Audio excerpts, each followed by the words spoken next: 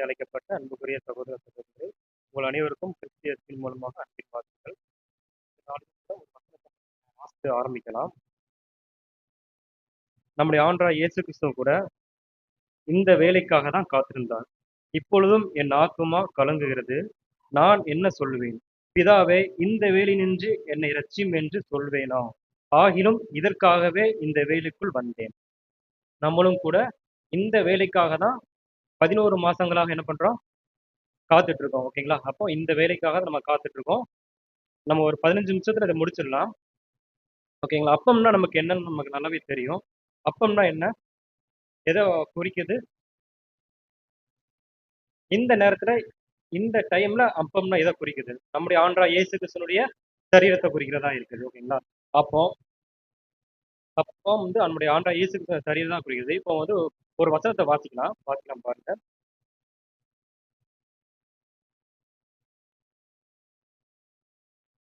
வாசிக்கலாம். யோவான் 6ஆம் அதிகாரம் 27ஆம் வசனம்.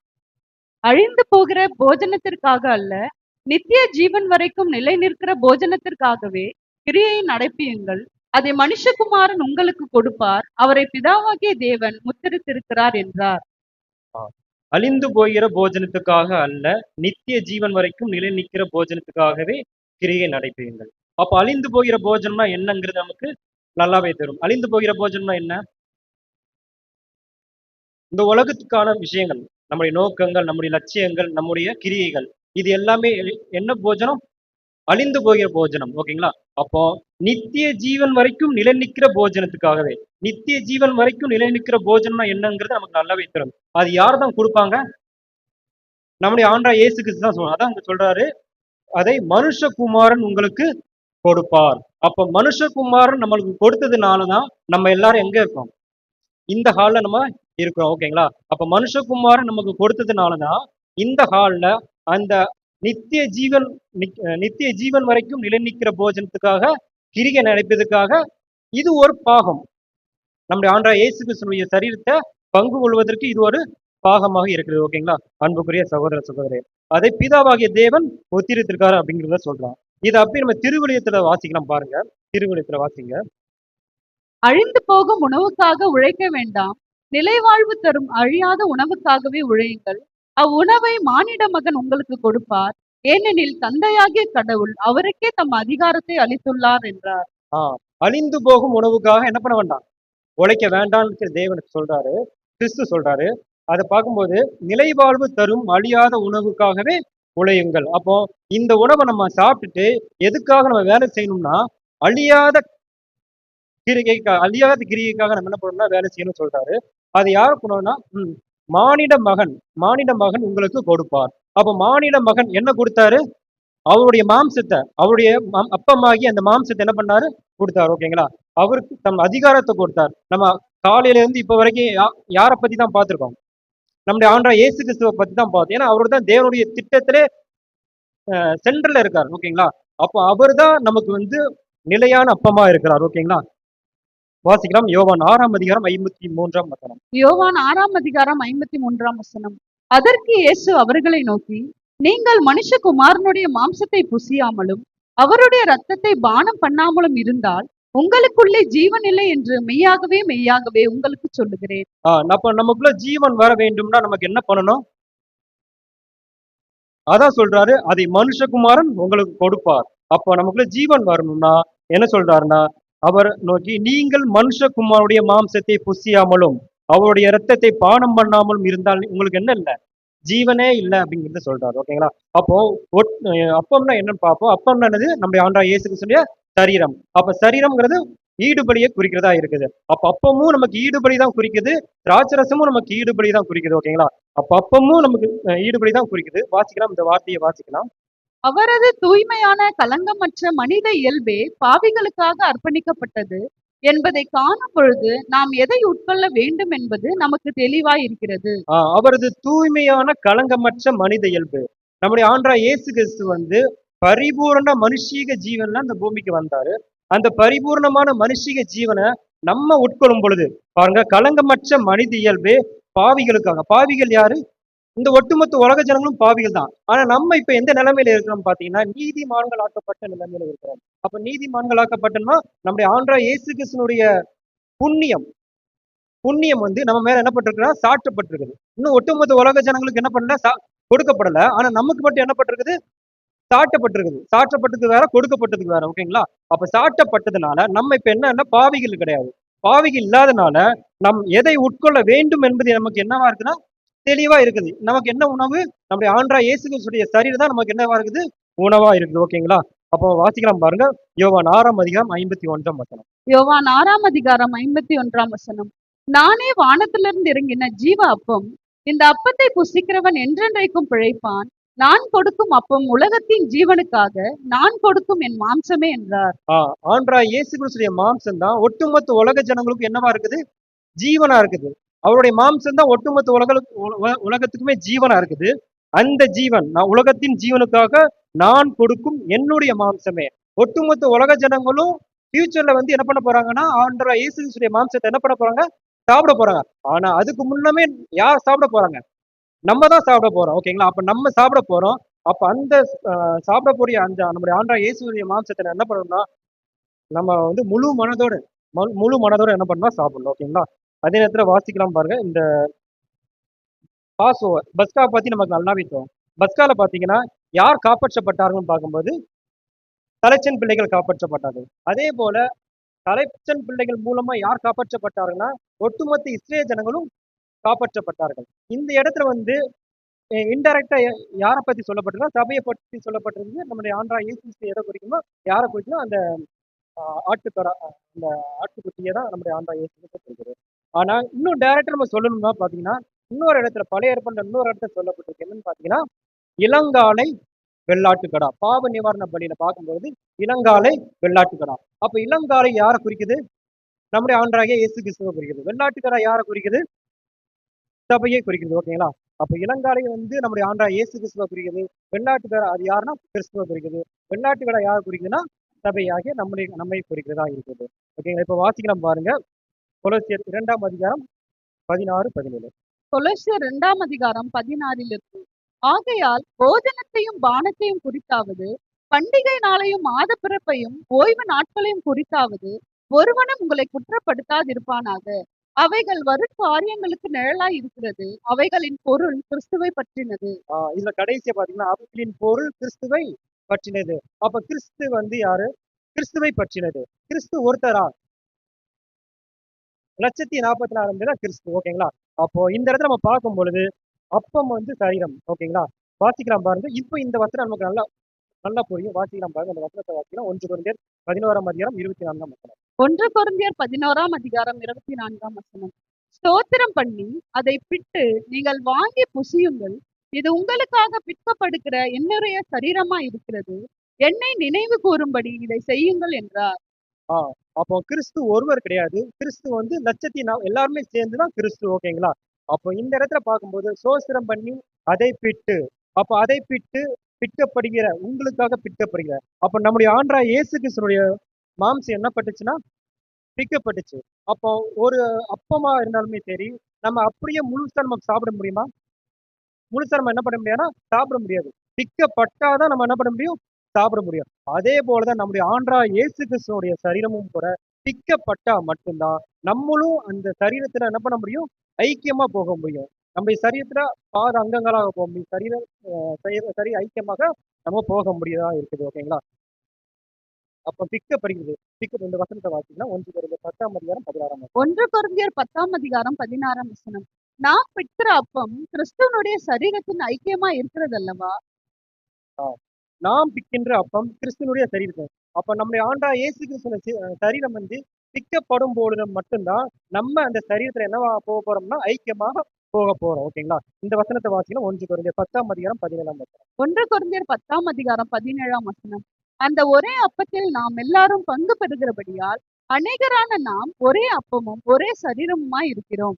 அந்த ஒரே அப்பத்தில் நாம் எல்லாரும் பங்கு பெறுகிறபடியால் இது அப்படியே பாத்தீங்கன்னா ERV வெர்ஷன்ல பாத்தீங்கன்னா வாசிக்கலாம் பாருங்க.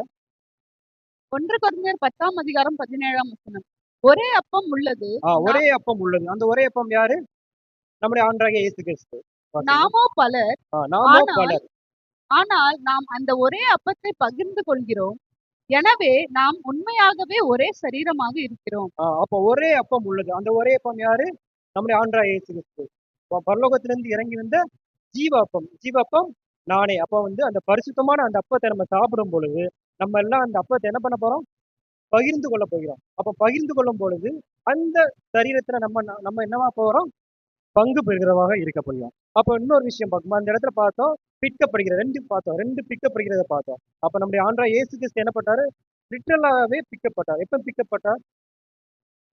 கரெக்ட்டா அந்த கெத்செமனே தோட்டத்திலிருந்து என்ன பண்ணாரு? அவருடைய மாம்சம் என்ன பண்ணுச்சு? பிக்கப்படுறது ஸ்டார்ட் ஆச்சு அப்போ. அப்ப லிட்டரலாவும் நம்முடைய ஆண்டவராகிய இயேசு கிறிஸ்துவினுடைய மாம்சம் என்ன பண்ணுச்சுன்னா பிக்கப்பட்டுச்சு. அதே நேரத்துல அவருடைய மனநிலைமை பார்க்கலாம் பாருங்க. அவருடைய மனநிலைமை சங்கீதம் 22ஆம் சங்கீதம் சொல்லப்பட்டிருக்கு. வாசிக்கலாம் பாருங்க. 22ஆம் சங்கீதம் 6, 7. சங்கீதம் 22ஆம் அதிகாரம் 6 நானும் ஒரு புழு, மனுஷன் அல்ல. மனுஷரால் நிந்திக்கப்பட்டும் ஜனங்களால் அவமதிக்கப்பட்டும் இருக்கிறேன்.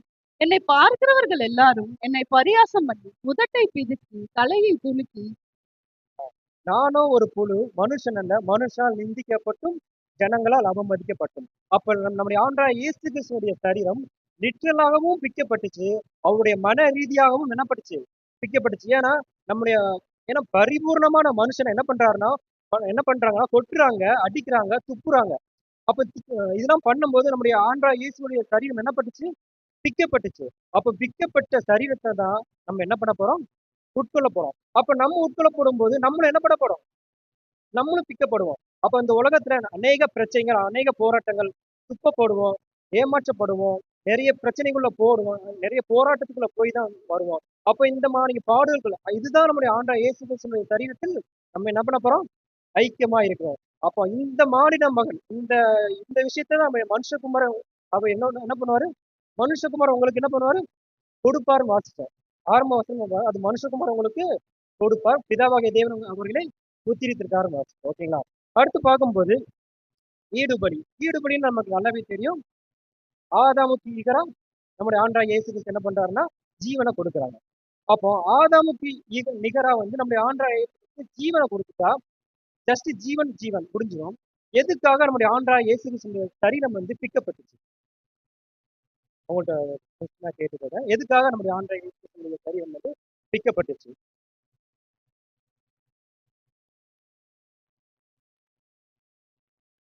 எதுக்காக பாத்தீங்கன்னா, ஏன்னா தேவனுடைய தெய்வீக திட்டத்துல தேவன் வந்து நம்முடைய ஆண்டவராகிய இயேசு கிறிஸ்துவ ஈடுபலியை மட்டும் என்ன பண்ணா எதிர்பார்க்கவே இல்லை. தேவனுடைய தெய்வீக திட்டத்துல நம்முடைய ஆண்டவராகிய இயேசு கிறிஸ்து ஈடுபலியை மட்டும் தேவன் என்ன பண்ணலாம்னா எதிர்பார்க்கவே இல்லை. அதுக்கு மேல கொஞ்சம் எதிர்பார்த்தாங்க. என்ன எதிர்பார்த்தாங்கன்னா, ஆம், அதாவது நம்முடைய ஆண்டவராகிய இயேசு கிறிஸ்துனுடைய இந்த வசனத்தை வார்த்தையை வாசிக்கலாம் பாருங்க. அன்பு என்பது நீதியை காட்டிலும் கொஞ்சம் அதிகமானதாகும். அன்பு என்பது நீதியை காட்டிலும் கொஞ்சம் அதிகமாகும். ஏன்னா நம்முடைய ஆண்டவராகிய இயேசு கிறிஸ்துவினுடைய சரீரம் பிக்கப்பட்டதுங்கிறத கடைசி நம்ம வாசித்தோம். அதே போல அன்பானது நீதியை காட்டிலும் மேலாக இருக்கிறது. அப்போ நம்முடைய ஆண்டவராகிய இயேசு கிறிஸ்து ஆதாமுக்கு நிகராக ஜீவனை கொடுத்தா நீதிக்கு நீதி என்னவாயிரும்? ஈக்குவல் ஆயிரும். ஆனா நீதிக்கு மேல ஒரு விஷயத்தை கொடுக்கும் போதுதான் நீதிக்கு மேலாக பெறுகின்ற அனைத்தும் அன்பு ஆகும். இதுதான் என்ன அன்புனா அகாப்பே அன்பு. ஓகேங்களா? நீதிக்கு மேல கொடுக்கிற பெறுகிற அனைத்துமே என்னவா இருக்குதுன்னா அகாப்பே அன்பாக இருக்குது அன்புக்குரிய சகோதர சகோதரிகளே. ஓகேங்களா? அப்ப நம்முடைய ஆண்டவராகிய இயேசு கிறிஸ்துவோட ஈடுபடி மட்டும் நம்முடைய ஆண்டவராகிய இயேசு கிறிஸ்து கொடுக்கல. அதுக்கு மேல ஒரு படி மேலதான் கொடுத்தாங்க. அந்த விஷயம்தான் என்னன்னா அகாப்பே அன்பு. நம்முடைய ஆண்டவராகிய இயேசு கிறிஸ்துடைய மாம்சமா இருக்குது. இப்ப மறுபடியும் இந்த வசனத்தை வாசிக்கலாம். 1 கொரிந்தியர் 11ஆம் அதிகாரம் 24ஆம் வசனம்.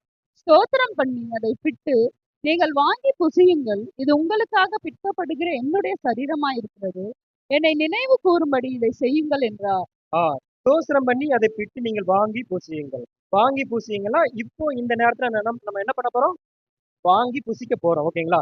அப்போ இந்த இடத்துல என்ன சொல்றோம்? இது உங்களுக்காக. இப்போ வந்து ஒட்டுமொத்த உலக ஜனங்களுக்காக கிடையவே கிடையாது. இப்போ ஃபர்ஸ்ட் யாருக்கு தான்? உங்களுக்காக. இப்போ ஃபார் எக்ஸாம்பிள் பாத்தீங்கன்னா இந்த பேனா இருக்குது. இந்த பேனா வந்து நான் அங்க வச்சுட்டேன். இது வந்து உங்களுக்காக எடுத்துக்கோங்க அப்படின்னு நான் சொல்றேன்.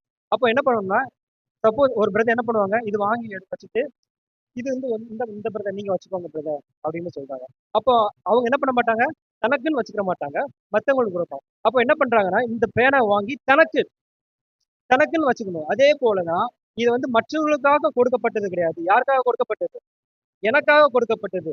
ஓகேங்களா? அப்படிதான் நம்ம என்ன பண்ணணும்? அவங்கவங்க தனிப்பட்ட வாழ்க்கைக்காக நம்ம என்ன பண்ணணும்? எடுத்துக்கிறதாக இருக்கணும். ஓகேங்களா? அப்போ இந்த மாம்சம் யாருக்காக கொடுக்கப்பட்டது? எனக்காக கொடுக்கப்பட்டது. அப்போ வந்து மற்ற யாருக்காக கொடுக்கப்படல அப்படின்னா, நம்ம நமக்காக எடுத்துக்கிறோம் என்ற வேண்டுமாறு கேட்டுக்கொள்கிறேன் அன்புக்குரிய சகோதர சகோதரிகளே. ஓகேங்களா? அப்ப ஈடுபலி பார்த்தீங்கன்னா, ஆ, வாசிங்க. எபிரேயர் 2 அதிகாரம் 10 ஏனென்றால் தமக்காகவும் தம்மாலேயும் சகலத்தையும் உண்டாக்கினவர் அநேக பிள்ளைகளை மகிமையில் கொண்டு வந்து சேர்க்கையில் அவர்களுடைய ரட்சிப்பின் அதிபதியை உபத்திரவங்களினாலே பூரணப்படுத்துகிறது அவருக்கேற்றதா இருந்தது. இதுதான் வந்து ஈடுபலிக்கு மேல தேவன் என்ன நினைச்சாங்கன்னா, ஏனென்றால் தமக்காகவும் தம்மாலையும் சகலத்தையும் உண்டாக்கினவர் யார்? பிதாவாகிய தேவன். ஓகேங்களா? அநேகம் பிள்ளைகளை மகிமையில் கொண்டு வந்து சேர்க்கையில். அநேகம் பிள்ளைகள் யாரு? சபை. ஓகேங்களா? அப்ப அநேக பிள்ளைகள்ல யாரும் இருக்கோம்? நம்மளும் இருக்கோம். ஓகேங்களா? அநேகம் பிள்ளைகளை மகிமையில் கொண்டு வந்து சேர்க்கையில் அவர்களுடைய ரட்சிப்பின் அதிபதி யாரு? நம்முடைய ஆண்டவராகிய இயேசு கிறிஸ்து. அவருடைய ரட்சிப்பின் அதிபதியை உபத்திரவங்களிலே பூரணப்படுத்துவது அவருக்கு ஏற்றதா இருக்கிறது. இதுதான் அன்புக்குரிய சகோதர சகோதரிகளே, ஈடுபலியை காட்டிலும் மேலானது. ஓகேங்களா? கொஞ்சம் மேல தேவன் என்ன பண்றாங்க? எதிர்பார்க்கறாங்க. நம்முடைய ஆண்டவராகிய இயேசு கிறிஸ்து கூட அந்த கெத்செமனே தோட்டத்துல என்ன சொல்றாங்க? இந்த பாத்திரம் என்னை விட்டு நீங்க கூடுமானால் நீங்கும்படி செய்யும் சொல்றாருன்னா, அப்ப எதுக்காக சொல்றாருன்னா, இயேசு கிறிஸ்து அதாவது தேவன் வந்து ஆதாமுக்கு ஆதாம் ஜீவனை மட்டும் கொடுத்திருந்தா போதும் அப்படின்னு தேவன் நினைக்கல. அவருடைய தெய்வீக திட்டத்தை என்ன நினைக்கிறாங்கன்னா, அதுக்கும் மேல ஒரு படியை தேவன் என்ன பண்றாங்கன்னா ஏற்படுத்துறாரு. அந்த அந்த ஒரு படிதான் என்ன பண்றாருன்னா, அவருடைய ரட்சிப்பின் அதிபதியை உபத்திரவங்களாலே பூரணப்படுத்துறது அவருக்கு ஏற்றதா இருக்கிறது. எதுக்காக? அநேகம் பிள்ளைகளை மகிமையில் கொண்டு வந்து சேர்ப்பதற்காக. அப்ப அநேக பிள்ளைகளை மகிமையில் கொண்டு வந்து சேர்ப்பதற்காக தான் நம்ம இந்த என்ன பண்ண போறோம்னா, இந்த மாம்சத்தை என்ன பண்ண போறோம்னா புசிக்க போறோம். ஓகேங்களா? அப்ப அவருடைய சரீரத்தில் நம்மை சேர்ப்பதற்காக தான் அவருடைய சரீரம் என்ன பண்ணுச்சு? பிக்கப்பட்டுச்சு. ஓகேங்களா? இந்த வசனத்தை வாசித்து முடிக்கலாம். எபிரேயர் 2 அதிகாரம் 10 ஏனென்றால் தமக்காகவும் தம்மாலேயும் சகலத்தையும் உண்டாக்கினவர் அநேக பிள்ளைகளை மகிமையில் கொண்டு வந்து சேர்க்கையில் அவர்களுடைய ரட்சிப்பின் அதிபதியை உபத்திரவங்களினாலே பூரணப்படுத்துகிறது அவருக்கேற்றதா இருந்தது. தேவன் தாமே கர்த்தருடைய ஆசீர்வதி.